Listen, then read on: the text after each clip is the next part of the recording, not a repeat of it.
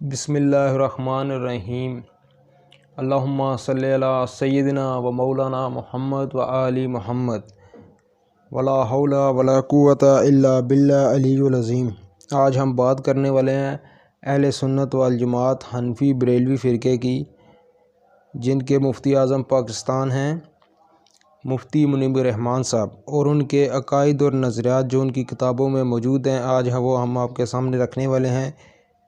بریلوی فرقے کے 8 عقائد اور نظریات۔ سب سے پہلا، مولانا امجد علی قادری رضوی صاحب، بارِ شریعت حصہ نمبر 4، قبر و دفن کا بیان، صفحہ نمبر 314 میں لکھتے ہیں: قبروں کا طواف تنظیمی منع ہے اور برکت لینے کے لیے گرد مزار پھرا تو غرض نہیں، مگر عوام منع کیے جائیں، بلکہ عوام کے سامنے کیا بھی نہ جائے کہ کچھ کا کچھ سمجھ لیں گے۔ حنفی بریلوی علماء کا نظریہ۔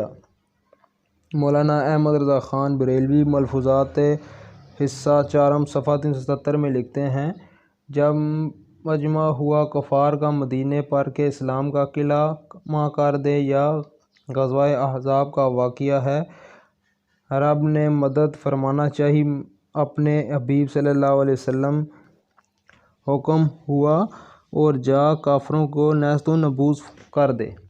ہوا نے کہا بیویاں رات کو باہر نہیں نکلتی، تو اللہ نے اس ہوا کو بانجھ کر دیا، اسی وجہ سے شمالی ہوا سے کبھی پانی نہیں برسا۔ پھر صبا سے فرمایا کہ تو اس کے لیے عرض کیا، نے سنا اور اطاعت کی، وہ گئی اور کفار کو برباد کرنا شروع کر دیا۔ اللہ کا فیصلہ۔ اس اللہ کا حکم تو ایسا نافذ ہے کہ جب کبھی کسی چیز کا ارادہ کرتا ہے تو اسے اتنا فرما دیتا کہ کافی ہے کہ ہو جا، تو وہ اسی وقت ہو جاتی ہے۔ سورۃ یاسین، آیات نمبر 82۔ بریلوی علماء کا نظریہ۔ مفتی احمد یار خان نعیمی صاحب، شرح مشکوٰۃ جلد سوم، صفحہ 357 میں لکھتے ہیں: ذو النون حضرت یونس علیہ السلام کا لقب ہے، کیونکہ آپ کچھ روز مچھلی کے پیٹ میں رہے۔ علماء فرماتے ہیں کہ اس مچھلی کا پیٹ اللہ جل شانہ کے عرش اعظم سے افضل ہے کہ ایک پیغمبر کا کچھ دن تجلی گاہ رہنا۔ جب مچھلی کا پیٹ عرش اعظم سے افضل ہو گیا تو حضرت آمنہ خاتون کا وہ شکم پاک، جس میں سیدنا انبیاء محمد رسول اللہ صلی اللہ علیہ وسلم 9 ماہ تک جلوہ افروز رہے، وہ تو عرش اعظم سے افضل ہے۔ اللہ کا فیصلہ۔ سورۃ الاعراف، آیات نمبر 53۔ بے شک تمہارا رب اللہ ہے، جس نے پیدا فرمایا آسمانوں اور زمین کو 6 دن میں، پھر عرش اعظم پہ جلوہ افروز ہوا، جیسا اس کی شان کے لائق ہے۔ بریلوی علماء کا نظریہ نمبر 4۔ مولانا احمد رضا خان بریلوی صاحب، ملفوظات حصہ اول، صفحہ 106 میں لکھتے ہیں: عرض غوث مشکل کشا ولایت کا ایک درجہ ہے، ہر زمانے میں ہوتا ہے۔ ارشاد: بغیر غوث کے زمین و آسمان قائم نہیں رہ سکتے۔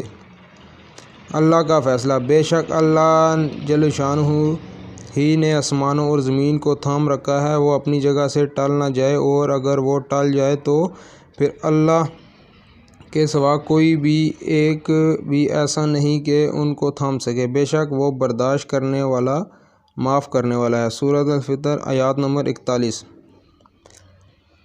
بریلوی علماء کا نظریہ نمبر 5۔ مولانا احمد رضا خان بریلوی ملفوظات حصہ اول، صفحہ 97 میں لکھتے ہیں: ایک مرتبہ سید جنید بغدادی دریائے دجلہ پر تشریف لائے اور یا اللہ کہتے ہوئے اس پر زمین کی مثال چلنے لگے۔ ایک شخص نے عرض کی کہ میں کس طرح آؤں؟ فرمایا یا جنید کہتا چلا آ۔ اس نے یہی کہا اور دریا پر زمین کی طرح چلنے لگا۔ جب بیچ دریا میں پہنچا، شیطان لعین نے دل میں وسوسہ ڈالا کہ حضرت خود یا اللہ کہیں اور مجھ سے یا جنید کہلوا رہے ہیں۔ اس نے یا اللہ کہا اور ساتھ ہی غوطہ کھا گیا۔ پکارا، حضرت میں چلا، فرمایا کہ وہی کہ یا جنید۔ اس نے کہا اور دریا پر زمین کی طرح چلنے لگا۔ فرمایا ارے نادان، ابھی تو جنید تک پہنچا نہیں، اللہ کی تک رسائی کی کیسے ہو؟ مولانا احمد رضا خان بریلوی، ملفوظات حصہ اول، صفحہ 97۔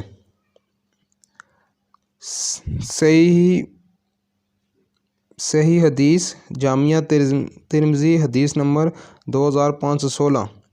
سیدنا عبداللہ بن عباس رضی اللہ عنہ تعالیٰ بیان کرتے ہیں کہ میں نے رسول اللہ صلی اللہ علیہ وسلم کے پیچھے سواری پر بیٹھا ہوا تھا تو آپ صلی اللہ علیہ وسلم نے فرمایا، اے بیٹے، تو اللہ کے احکام کی حفاظت کر، اللہ تیری حفاظت فرمائے گا۔ اللہ کے حقوق کا خیال رکھ تو اسے اپنے سامنے پائے گا۔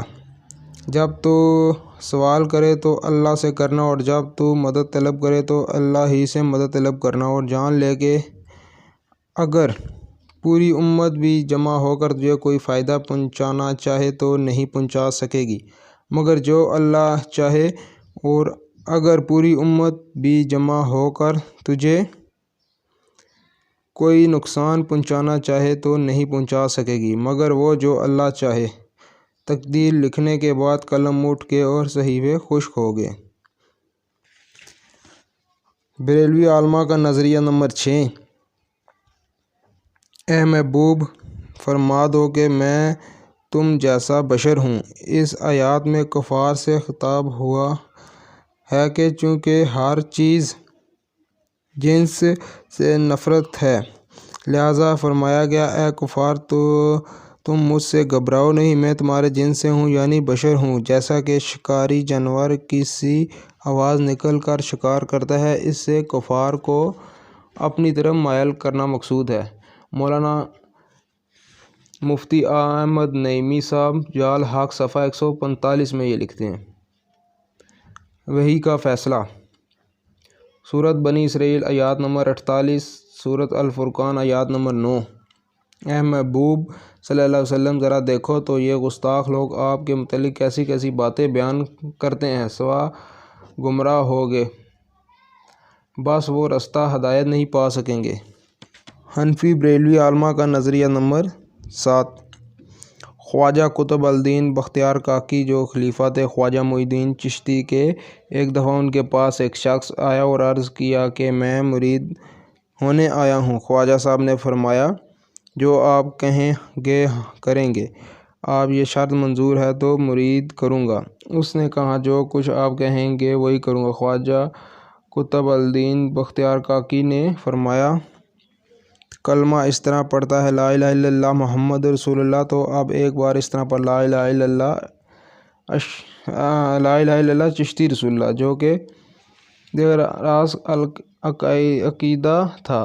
اس نے فوراً پڑھ دیا۔ خواجہ صاحب نے اس سے بیعت لی اور بہت کچھ اللہ نعمت عطا فرمایا اور کہا، میں نے فقط تیرا امتحان لیا ہے کہ تجھ کو مجھ سے کس قدر عقیدت ہے، ورنہ میرا مقصود یہ نہ تھا کہ تجھ سے اس طرح کلمہ پڑھاؤں۔ خواجہ فرید الدین گنج شکر صاحب، ہشت بیت فوائد السالکین، صفحہ 19 میں لکھتے ہیں۔ حنفی بریلوی علماء کا نظریہ نمبر 8۔ مولانا احمد رضا خان صاحب، ملفوظات حصہ سوم، صفحہ 250 میں لکھتے ہیں، انبیاء کرام علیہ السلام کی حیات قبروں میں حقیقی سی دنیاوی سی ہے، بلکہ سیدی میرے آقا محمد بن عبد الباقی زرقانی فرماتے ہیں کہ انبیاء علیہ السلام کی جاتی ہیں اور وہ ان کے ساتھ شاباشی فرماتے ہیں۔ اللہ کا فیصلہ، سورۃ الاحزاب آیات نمبر 6۔